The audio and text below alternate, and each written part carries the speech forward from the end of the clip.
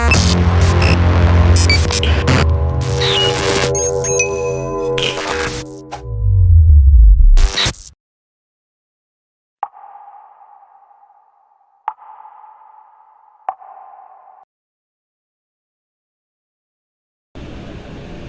Ibu jamaah sholat subuh yang dimuliakan Allah Subhanahu wa Ta'ala, kita melanjutkan kembali kajian Riyadhus Shalihin,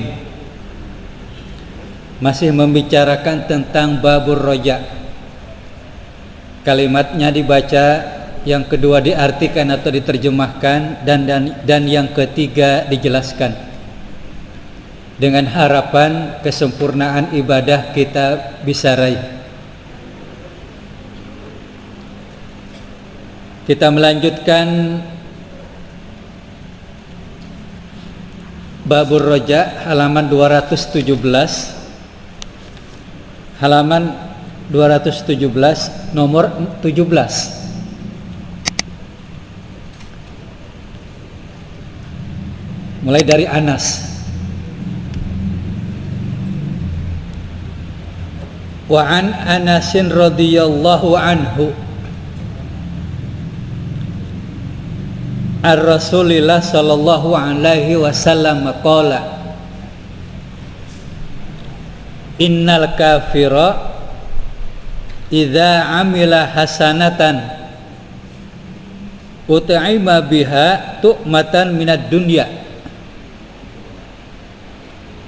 wa amal mu'minu fa inna Allah ta'ala yudakhir lahu hasanatihi fil akhirah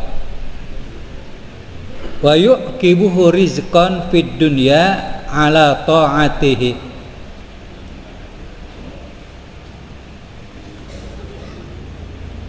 Wa fi riwayatin inna Allah la yazlimu mu'minan hasanatan yu'ta biha fid dunya wa yujza biha fil akhirah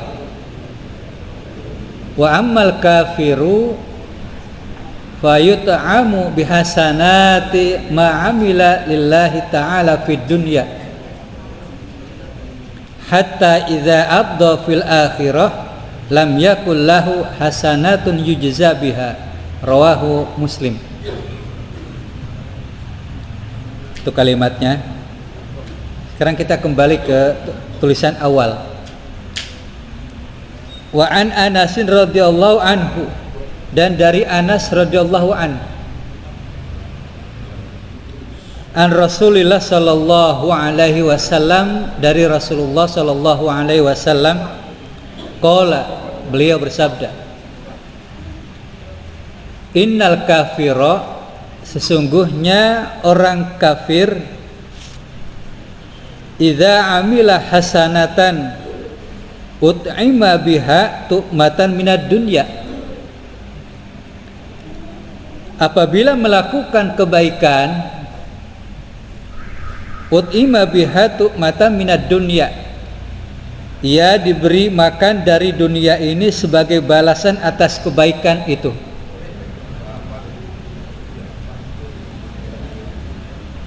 Wa ammal mu'minu, adapun orang yang beriman, orang mukmin,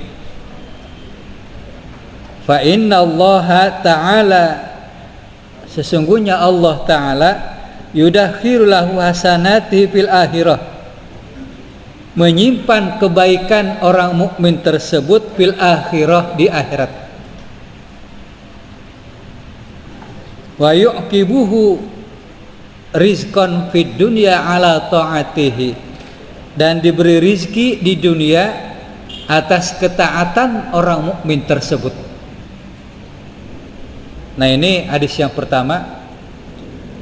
Bapak Ibu, ini masih membicarakan tentang babur roja, tentang orang kafir dan orang mukmin.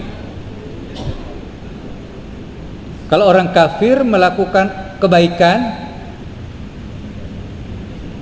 orang mukmin juga melakukan kebaikan.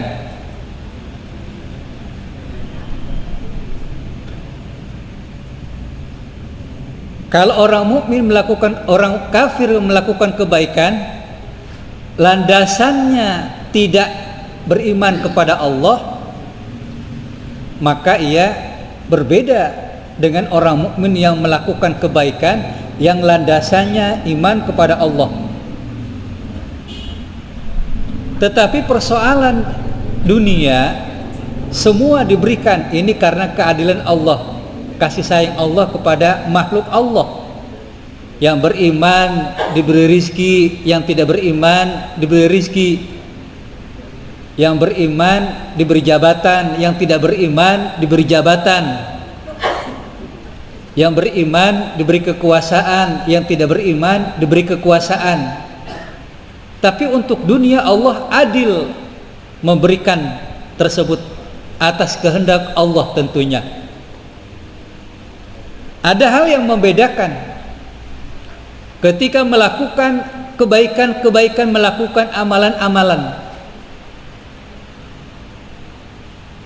Kalau orang beriman kepada Allah, melakukan kebaikan itu tersimpan, difailkan oleh Allah di akhirat. Ini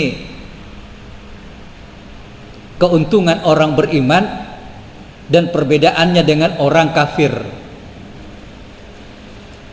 Kita melakukan kebaikan, mereka kebaikan, tapi mereka hanya di dunia. Popularitas mungkin, namanya tenar di dunia boleh jadi. Tapi bagi orang beriman tidak hanya popularitas, kalau memang nilainya popularitas dunia, tapi lebih dari itu adalah tersimpan di akhirat.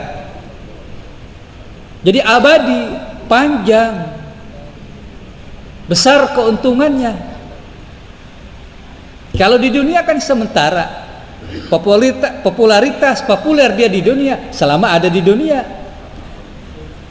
Tapi kalau selama tidak ada di dunia, ya sudah, tidak ada apa-apanya lagi. Tapi bagi orang yang beriman kepada Allah, ini diabadikan oleh Allah, difailkan dalam bahasa sekarang itu, disimpan untuk tabungan ia di akhirat nanti. Sebab nanti akan diminta pertanggungjawaban. Yang hasanah, hasanah dibalasnya. Yang sayi'ah, sayi'ah.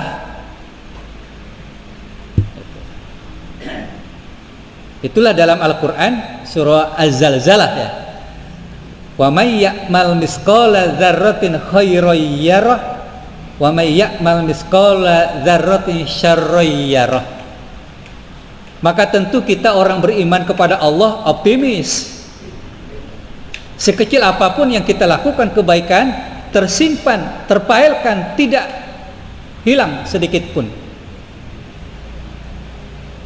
Ini orientasi kita orang beriman kepada Allah, melakukan kebaikan,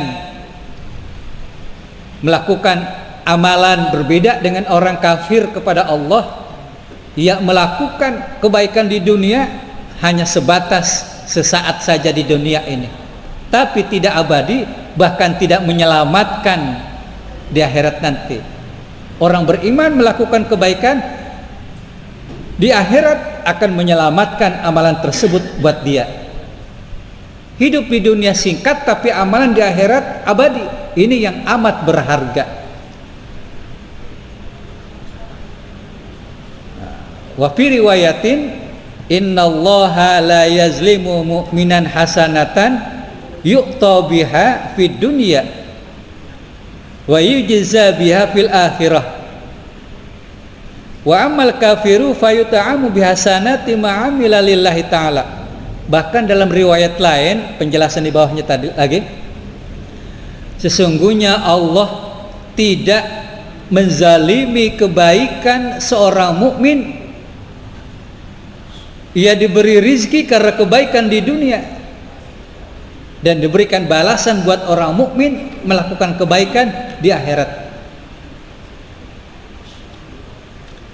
Sementara orang kafir diberi minum, diberi makan karena kebaikan apa yang dilakukan di dunia hanya sebatas dunia.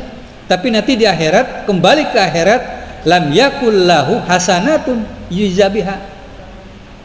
Tidak ada kebaikan yang dibalas oleh Allah kepada orang kafir. Makanya Bapak Ibu, sekecil apapun kebaikan yang dilakukan oleh kita orang beriman kepada Allah, kalau landasannya beriman dan lillah karena Allah, maka ini akan menjadi simpanan kita.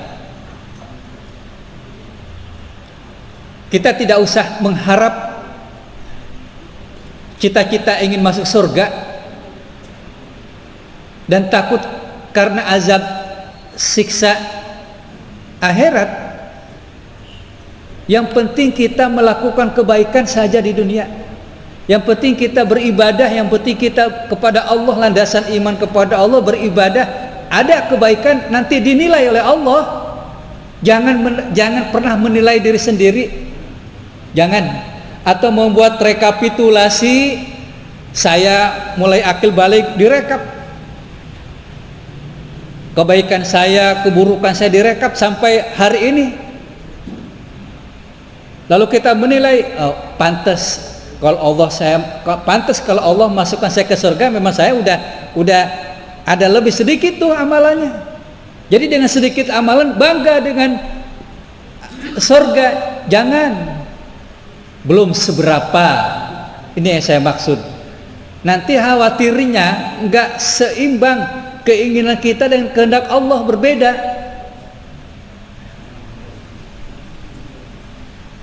Kita tetap dalam garis surah Az-Zariyat ayat 56. Wa ma khalaqtul jinna wal insa illa liya'budun. Tidak aku ciptakan jin dan manusia melainkan untuk beribadah kepadaku. Kita yang penting beribadah saja, jangan pernah berhenti, jangan pernah putus sampai kita dipisahkan badan kita dengan ruh oleh Allah. Wala tamutunna illa wa antum muslimun.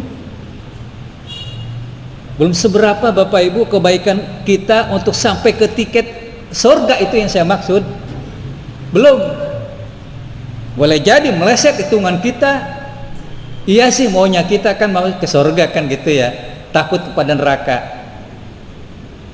Coba Abu Nuwas pernah bersenandung yang sering populer dibaca, Ilahi ya Tuhanku, lastu lil firdausi ahla, saya ini tidak layak menjadi penduduk surga Firdaus karena merasa sampai setua ini belum cukup, kayaknya belum ideal untuk direkap amalan bisa masuk tiket ke surga. Wala aqwa ala naril jahimi, tapi saya juga kalau nanti masuk di akhirat, masuk ke neraka, gak kuat dahsyatnya neraka. Jangankan di akhirat, nanti di surga aja kena lilin aja, kena puntung rokok aja keinjak, gak kuat, apalagi nanti di akhirat bahan bakarnya manusia dan batu. Cuma itu, kena puntung rokok aja, kalau yang rokok gitu ya, ini contoh aja, lumayan. Kena tetesan lilin saja, lilin tetesannya, gak usah apinya, tetesannya gitu. Coba aja ke kulit yang sensitif, luar biasa.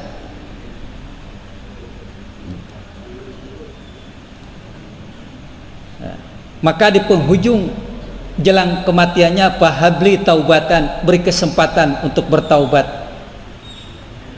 Ya kalau bisa mundur, jangan sampai malaikat Israel menarik.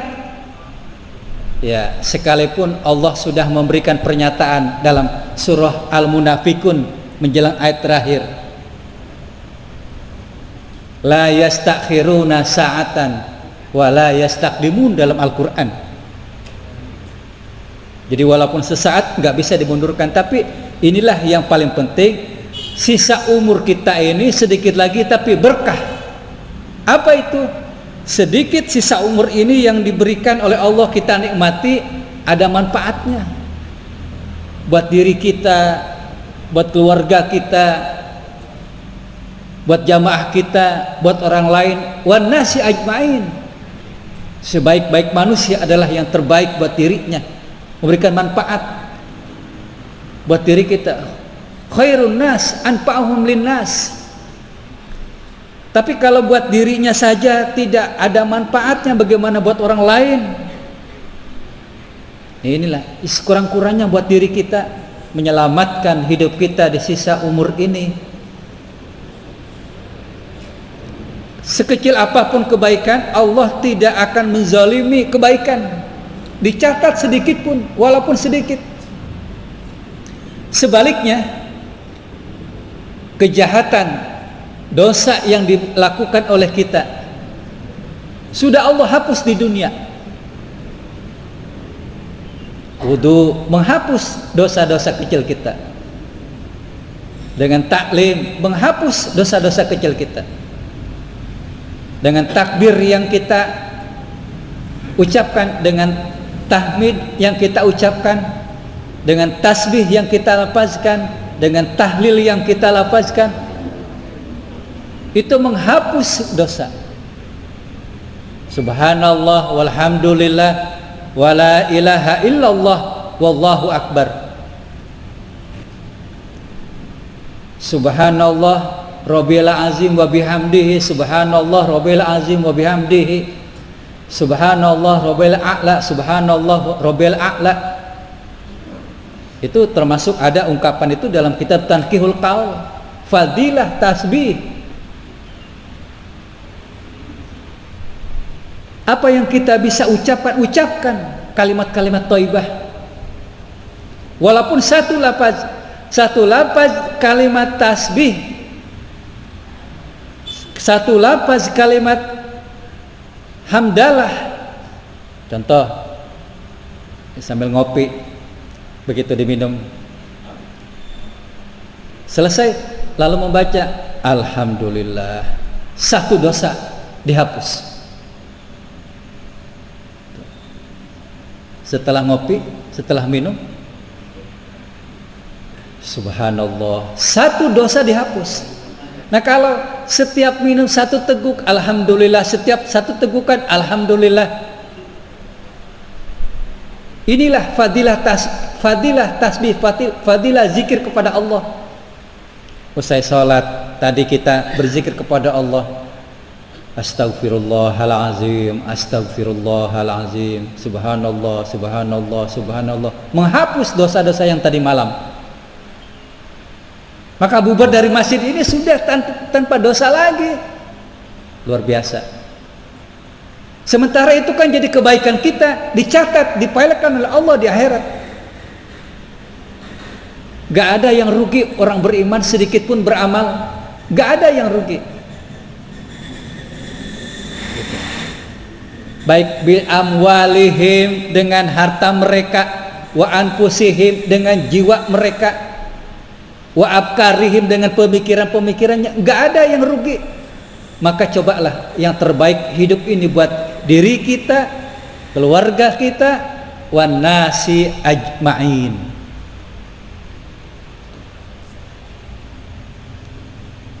Sementara orang yang kafir kepada Allah, idza abdo ilal akhirah, apabila ia kembali ke alam akhirat, mati sama dengan orang kafir. Sama, bakal mati juga. Kembali ke tanah, sama kembali ke tanah. Tapi orang kafir lam yakul lahu hasanatun yujza biha. Tidak ada bagi orang kafir kebaikan yang dibalas oleh Allah di akhirat. Gak ada. Walaupun dia melakukan kebaikan sebuih di lautan, sebanyak buih di lautan, tapi begitu meninggal dunia, nol, gak ada sama sekali. Kenapa?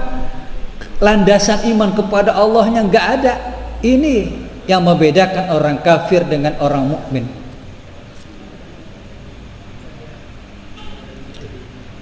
Ini keuntungannya. Ini hadis yang pertama, rawi Muslim, hadis riwayat Muslim. Kita lanjutkan ke yang berikutnya, nomor 18. Wa an Jabirin radhiyallahu anhu qala Qala Rasulullah sallallahu alaihi wasallam, masalus salawatil khamsi kamasali nahri jarin gomrin ala babi ahadikum yagtasilu minhu kulla yaumin khamsa marratin, rawahu Muslim. Itu kalimatnya. Sekarang terjemah atau arti. Kitab ini bisa diakses di internet atau yang punya HP bisa di Google, bisa dilihat Babur Roja. Kalau yang tidak ada kitabnya bisa ya. Silakan aja, sama aja. Yang penting ada gitu. Wa an Jabirin radhiyallahu anhu, dari Jabir radhiyallahu an. Qala, Jabir berkata, qala Rasulullah sallallahu alaihi wasallam. Rasulullah sallallahu alaihi wasallam bersabda, masalus salawatil khamsi, perumpamaan salat yang 5 waktu,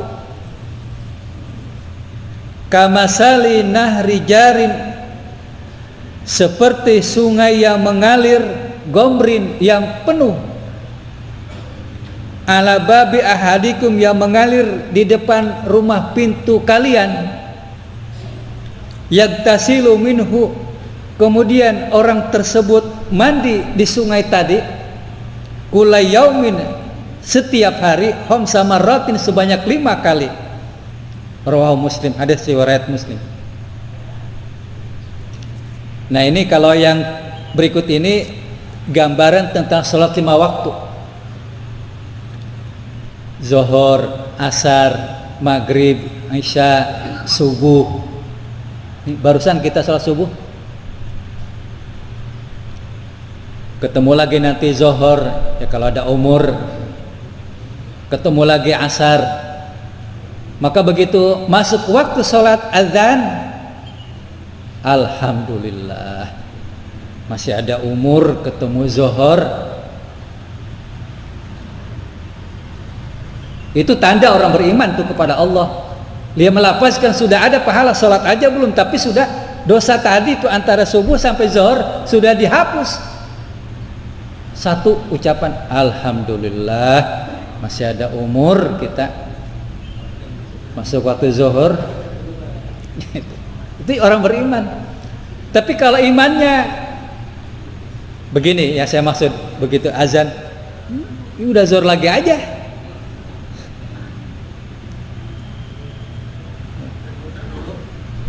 Kalau merasa ngomong begitu tapi merasa beban, gitu yang saya maksud. Tipis harapan dapat pahala juga. Udah zuhur lagi aja. Perasaan tadi udah. Jadi tidak gembira menghadapi sholat 5 waktu, tapi seakan-akan beban lagi. Lama-lama ngegerutu. Kan beda Pak kalau ngegerutu, nama juga ngegerutu lah kan gitu ya. Sebutnya ngegerutu, hatinya enggak ini. Padahal dari subuh ke zuhur, siapa yang memberikan napas? Siapa yang memberikan ruh itu tadi? Siapa yang menghidupkan kalau bukan Allah?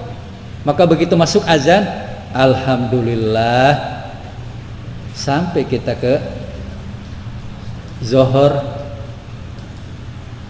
Begitu masuk asar, alhamdulillah. Orang lain mah azan enggak, dengerin azan jadi beban, apalagi disuruh sholat. Tanda tuh imannya, tandain maksudnya gitu, tandain. Maksudnya tandain itu ya harus bagaimana? Ya kita memperbaiki diri.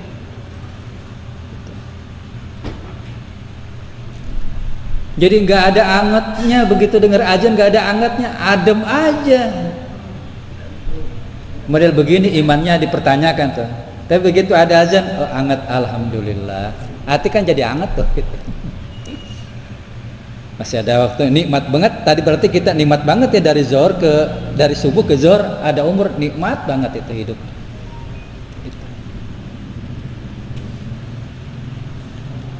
Ini hadis yang kedua yang berikut ini dari Jabir, Rasulullah Shallallahu Alaihi Wasallam memberikan gambaran perumpamaan sholat yang 5 waktu. seperti sungai yang mengalir yang penuh di depan rumah kalian, kemudian mandi di sungai tersebut setiap hari 5 waktu, dari zuhur ke asar. Yakin orang model begitu gak ada dosanya lah, gak ada. Saya yakin banget itu, dan kita harus yakin Bapak Ibu, kalau di depan rumah kita ini, kalau zaman sekarang malah udah susah nyari di depan rumah airnya bening, susah banget itu, susah, nggak kayak dulu deh, nggak kayak dulu. Di depan rumah saya kan ada sungai. Kata orang tua saya, nih zaman dulu mah, waktu gua masih muda, bocah pada renang, airnya bening, nggak bercampur limbah. Tapi sekarang air sungai itu nggak bisa dipakai renang, air sabun, udah macam-macam warna air. Ada yang sudah pernah ke rumah saya itu ya. Sekarang udah nggak bisa, malah kita larang, Tom, jangan main di kali, airnya banyak begituan. Malah saya melarang, gitu. Nyari ikan Pak, katanya. Ya udah, cari ikan boleh itu. Tapi jangan renang ya, airnya begitu gatal itu. Gak usah jauh-jauh Pak. Yang gedean dikit Cisadane, ngeri pakai mandi. Gak kayak zaman dulu. Bening, sekarang udah campur, orang buang sampah, limbah pabrik, buang kotoran. Spitengnya apa? Spiteng ngomongnya ya. Spitengnya, corongnya, peralonnya yang saya maksud, ngocornya ke Sungai Cisadane, bagaimana itu? Iya sih, toiletnya di rumah kita, tapi lorongnya itu lanjut kemana coba? Cisadane. Model begitu nggak layak pakai renang itu, pakai mandi nggak layak. Nggak seperti zaman dulu.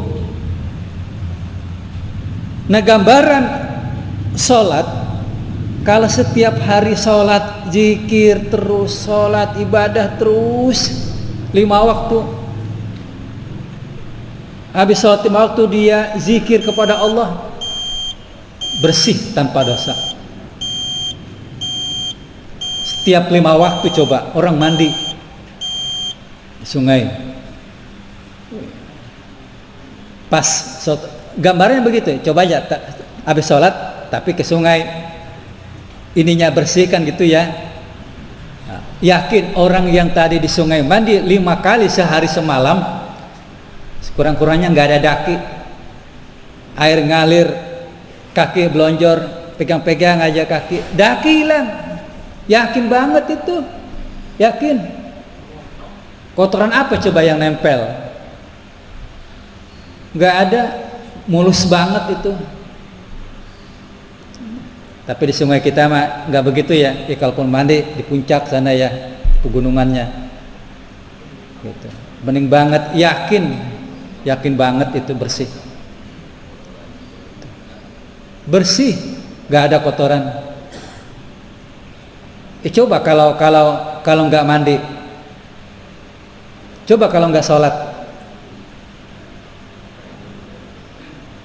udah bertambah karat imannya, udah bertambah parah keimanannya. Jadi orang yang sholat 5 waktu itu baru yang 5 waktu, belum yang nafilahnya, masuk kategori qobliyahnya, masuk kategori ba'diyahnya, belum duhanya, belum tahajudnya, dan sholat nafilah yang lain. Contoh dah, orang habis mandi balik lagi tuh ke sungai.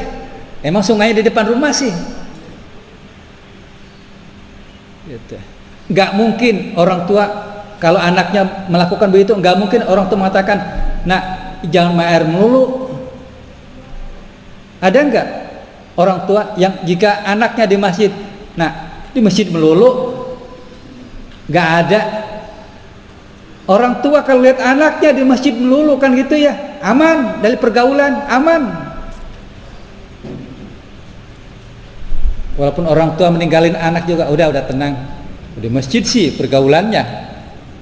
Ada yang azan, ya pasti denger kan. Lihat wudu orang ikut-ikutan wudu, walaupun ikut-ikutan nama juga anak kecil kan gitu ya. Jangan diomelin kalau anak kecil salah. Bimbing harusnya. Yakin orang tua mana yang ngomelin. Ini masjid melulu mainnya. Di masjid sih diomelin. Kayak tadi, nak, jangan di air. Orang mau mandi sih, orang bersih-bersih sih di air. Lah emang depan rumahnya air, masa dilarang? Gak mungkin kan? Jadi kalau 5 waktu terus menerus, yakin. Kalau bicara kebaikan, hasanat, banyak banget itu. Pahala. Gak ada istilahnya tawuran. Melihat anak kita misalkan masuk masjid melulu, pulang-pulang makan dong, biarin anak kecil ini, tapi mainnya di masjid misalkan itu ya. Wah ya sholat, wah ngaji ikut pengajian, orang lihat wudu dia wudu, gitu. Pulang makan, ya biarin, sehat itu anak bener gitu. Ya tadi itu dia terus menerus bersih dengan air, pasti yakin banget itu bersih badannya gitu. Gak usah ditawarin, udah mandi belum? Gitu. Kita lihat anak kita, oh iya, pas ikut saf belakang. Gak usah tanya lagi, nah udah sholat belum? Setelah kita orang tua udah lihat kan ya, gak usah ditanya lagi. Tadi anak kita di sungai mandi depan rumah kita yang saluran air, udah mandi belum? Gak usah ditanya. Gitu. Mainnya di air sih kan gitu ya. Udah sholat belum? Gak usah ditanya. Yang di masjid sih, masa iya nggak sholat? Walaupun ya sholatnya belum bener kan gitu ya, tetap pendidikan. Ya, walaupun kok mandinya nggak bagus, nggak pakai sabun, ya mandi di air pasti bersih lah. Gitu. Zaman dulu juga nggak ada sabun kan gitu dulu, bersih lah. Gitu. Lama-lama bersih, sekarang aja banyak sabun, banyak sampo. Gitu. Dulu yang sering mandi di kali, nggak bawa sabun, langsung aja nyemplungkan gitu ya, renang, bersih lah main air. Jadi hadis yang kedua ini menggambarkan tentang sholat yang 5 waktu, belum lagi ditambah sholat nafilah. Ini memberikan keyakinan kepada kita. Dengan gambaran ilustrasi dari Nabi adalah seperti orang yang mandi di kali, depannya sungai, yakinlah kotoran-kotoran akan hilang, kotoran jasmani. Orang yang melakukan seperti ini juga seperti itu, sholat 5 waktu.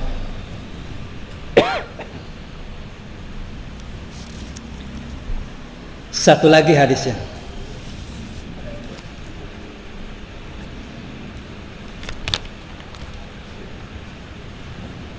Dan dari Ibnu Abbas radhiyallahu an, beliau berkata, langsung kepada terjemah. Karena kalimat udah ada. Sami'tu Rasulullah sallallahu alaihi wasallam, saya mendengar Rasulullah sallallahu alaihi wasallam yaqulu, bersabda, ma min rajulin muslimin,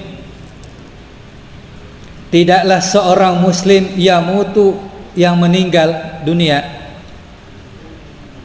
fayaqumu ala janazatihi, kemudian disolatkan jenazahnya, arba'una rajulan, oleh 40 orang Islam, la yusyrikuna billahi syai'a,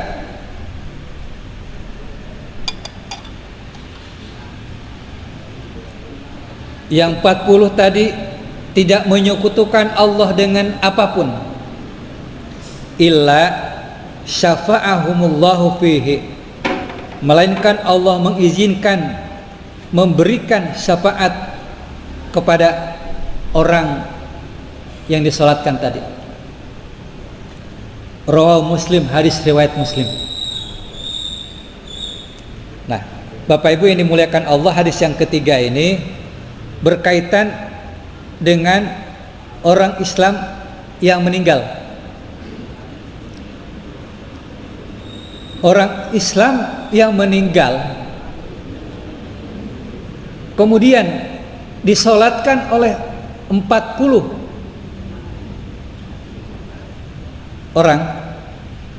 Yang 40 tadi itu tidak menyekutukan Allah dengan apapun, maka orang yang disolat, jenazah yang disolatkan tadi itu bersih tanpa dosa. Dengan catatan yang menyolatkan tadi itu betul-betul tidak menyekutukan Allah dengan apapun. Pernah saya menjelaskan bahwa kita pernah dan mendapatkan bantuan dari orang. Kalimat yang pertama, Allahumma ghfir lil mu'minina wal mu'minat, ketika sholat Jumat kita sebagai jamaah aminkan saja. Kita dapat bantuan tuh. Itu untungnya berjamaah tuh. Untungnya. Ketika sholat Jumu'ah ada khotib berkhutbah berdoa seperti itu lafaznya. Idul Fitri, Idul Adha, sholat gerhana, sholat istisqa minta hujan. Nah kemudian walaupun kita sudah meninggal dunia, ruh kita sudah dipisahkan dengan jasad oleh Allah, tapi orang beriman masih mendoakan kita. Buktinya ketika kita sudah meninggal disolatkan kan kita. Jenazah disolatkan, yang menyolatkan ada doa pada takbir yang keempat, yang ketiga juga ada. Maka yang menyolatkan tadi jumlahnya 40, usahakan makanya yang 40 juga yang betul-betul ya ahli ibadah yang saya maksud. Jangan asal mentarik aja, sholatin yuk, kita sholat. Maaf, sementara yang menyolatkan jenazah sholat lima waktu aja enggak. Cuma karena pertemanan saja kan, misalkan gitu ya, pernah lihat di Facebook, pernah teman di HP kan gitu ya, lalu ikut takziah, lalu enggak pernah sholat ikut nyolatin, itu yang saya maksud. Kan beda kualitasnya dengan yang sholat lima waktu rajin di masjid dengan yang gak rajin di masjid atau yang gak pernah sholat, beda banget kualitasnya. Tadi karena pertemanan, karena teman sekantor emang gak pernah sholat, misalkan di kantor juga, karena datang lalu ikut, emang udah sholatin belum? Ya udah gue ikut sholat dah, ikut dulu. Ya, tapi bagus juga sih, jangan disalahin, bagus. Cuma kalau bicara kualitas kan gitu ya, kan beda banget kan. Nah, dia mah sholatnya seminggu sekali, ya Jumat doang kan itu ya. Tapi masih bagus lah dia ikut sholat jenazah kan itu ya. Tapi kalau yang 40 tadi itu ahli ibadah yang sholat jenazah tadi, maka jenazah tadi Allah memberikan syafaat, dan orang yang menyolatkan itu memberikan syafaat kepada yang disolatkan tadi itu, pengampunan dosa. Itu yang saya maksud. Jadi yang saya maksud Allahumma gfir lahu warhamhu wa'fu anhu, yakin gitu ya, nyambungnya gitu ya gitu. Inilah makanya usahakan kalau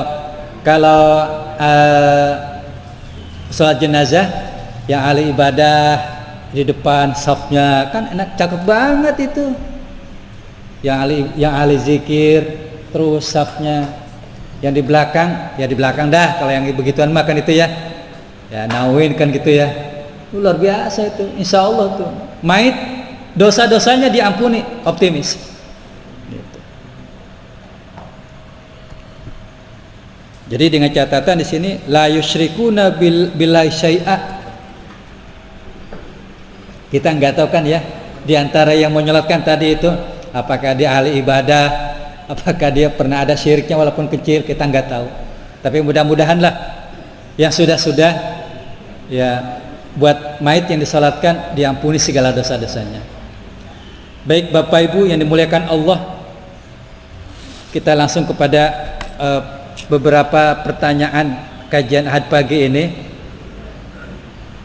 Walaupun belum memberikan kenyamanan dalam jawaban, nanti di luar forum ini bisa kita lanjutkan. Pertama, bila mengerjakan hal-hal yang baik tidak baca bismillah, masuk pembukuankah? Kan gitu pertanyaannya. Itu. Ya dicatat enggak? Itu maksudnya gitu.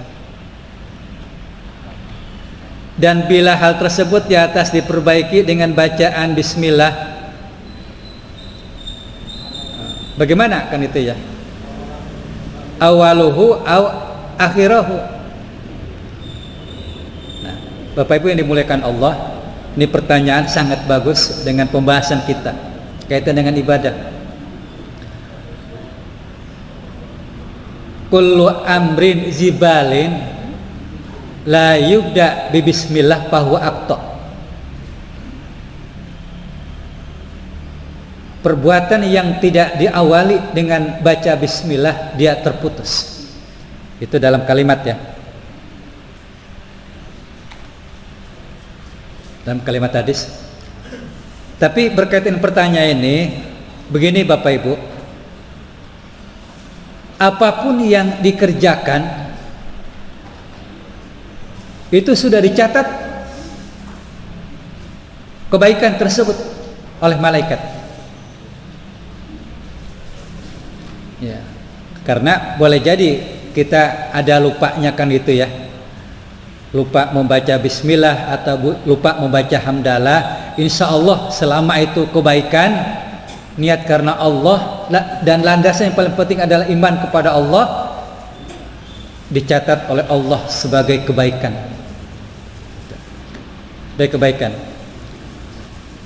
Adapun sebelum kita misalkan minum, kita baca bismillah dulu atau setelah minum baca hamdalah, ini akan lebih meyakinkan hati kita, lebih meyakinkan.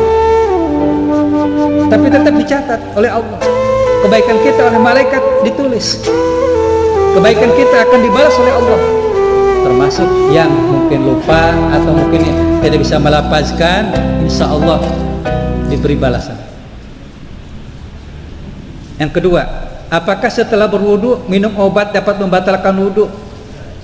Nah, kalau setelah wudu, Bapak Ibu, yang membatalkan wudu itu, di antaranya adalah keluar sesuatu dari dua jalan, dari dua pintu, pintu belakang dan pintu depan. Nah, kalau itu keluar maka batal wudu. Tapi kalau minum obat itu tidak membatalkan wudu. Ataupun setelah wudu minum, setelah wudu makan. Nah ini biasanya nih kalau nanti Ramadan, setelah Ramadan kan begitu masuk waktu kan kita minum kan, kita makan. Kalau sebelum minum dan makan kita punya wudu, setelah itu kemudian kita makan, buka, sholat, nggak apa-apa. Memang masih punya wudu. Gitu. Kembali kepada pertanyaan, minum obat setelah wudu tidak membatalkan wudu. Yang ketiga,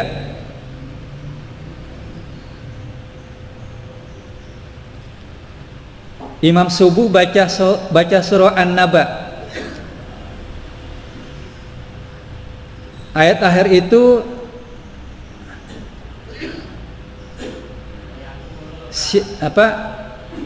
kalimatnya wa yaqulu kafiru ya laitani kuntu turaba ya. Ya laitani kuntu turaba. Ya. Ini ayat merupakan bentuk penyesalan manusia yang ketika di dunia tidak melakukan amal saleh. Begitu di akhirat dia diminta pertanggungjawaban oleh Allah,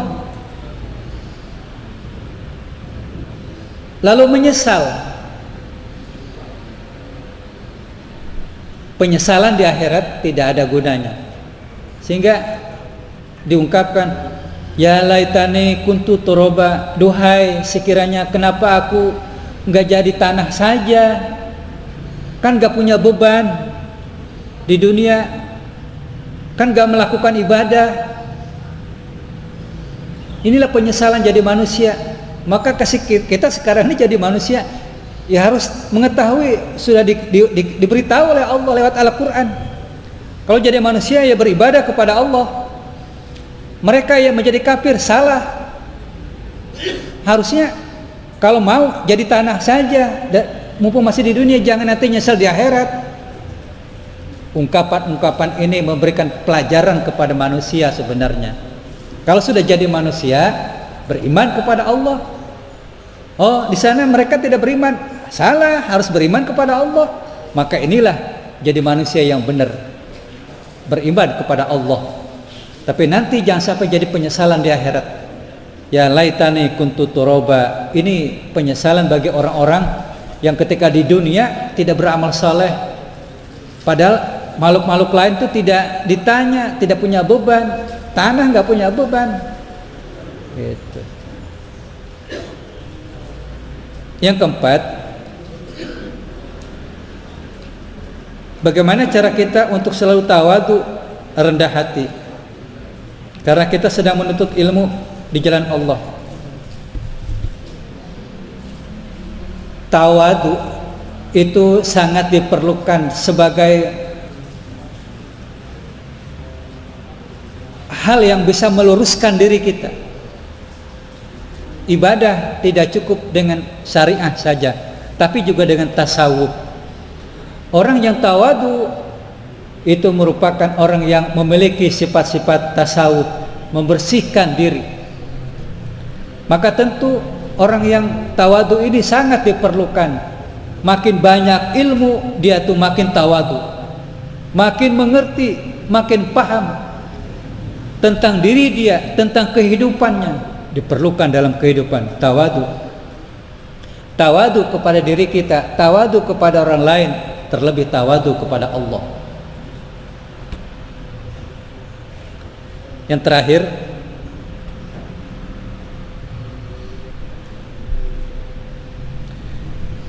saya pernah mendengar sebuah kajian, Pak Ustadz, bercerita ada seorang anak yang dimasukkan ke neraka, dan anak itu protes karena orang tuanya yang tidak mengajarkan sholat dan tidak dan tidak mengajak.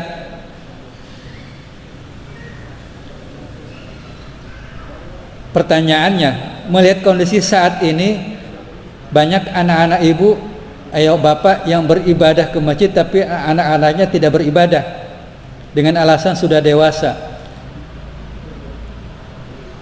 Begini Bapak Ibu, inti dari pertanyaan itu,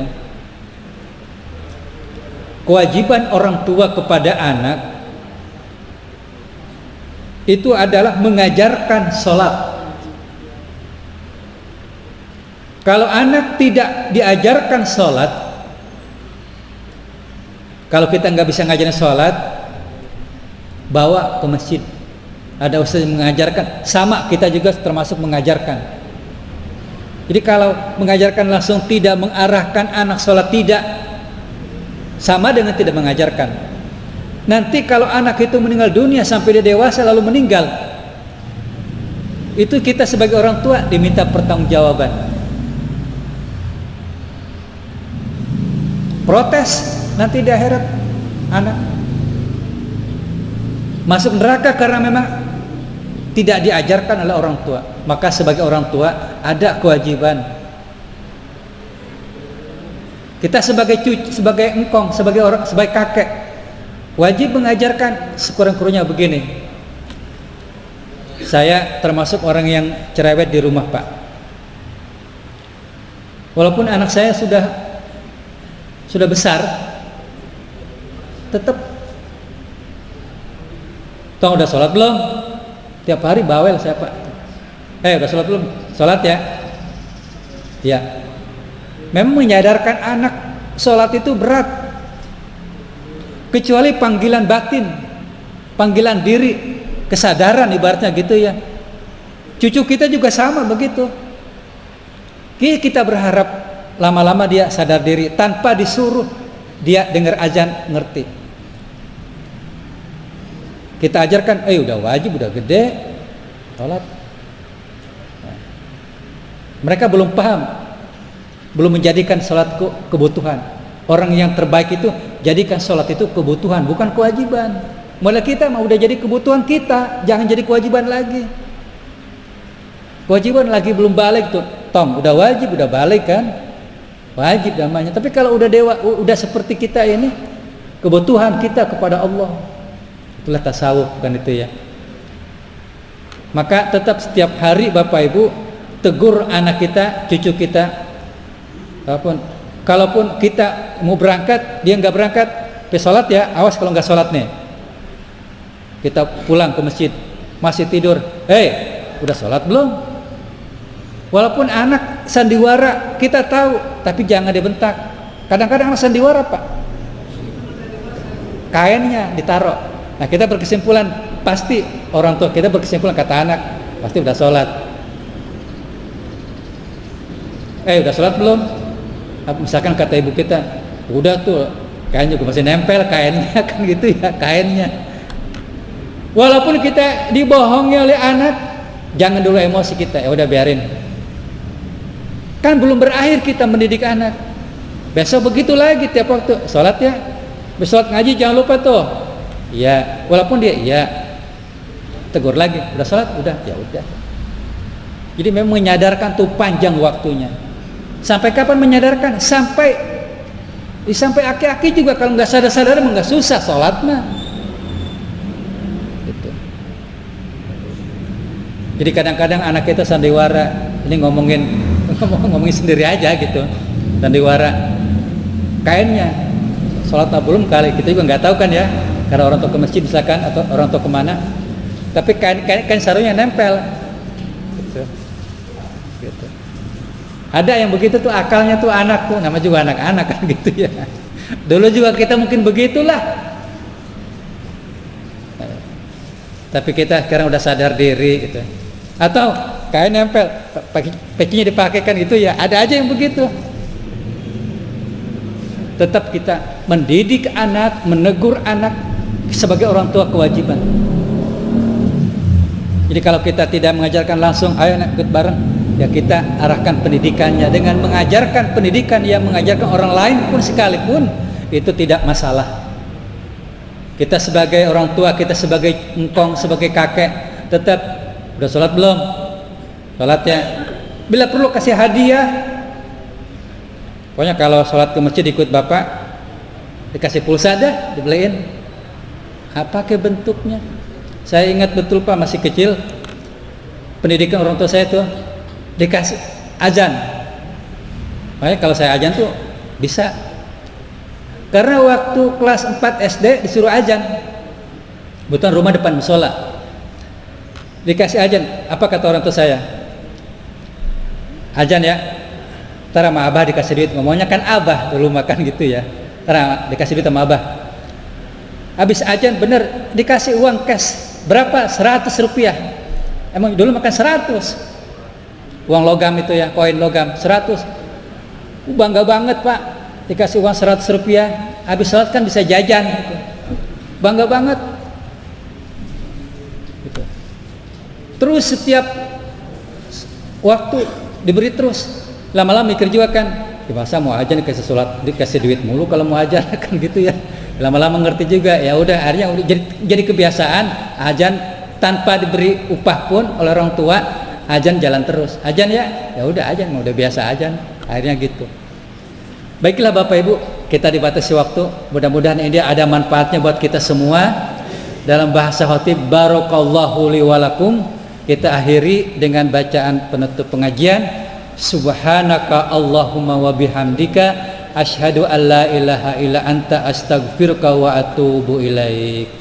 Terima kasih, mohon maaf atas segala kekurangan. Wassalamualaikum warahmatullahi wabarakatuh. Terima kasih.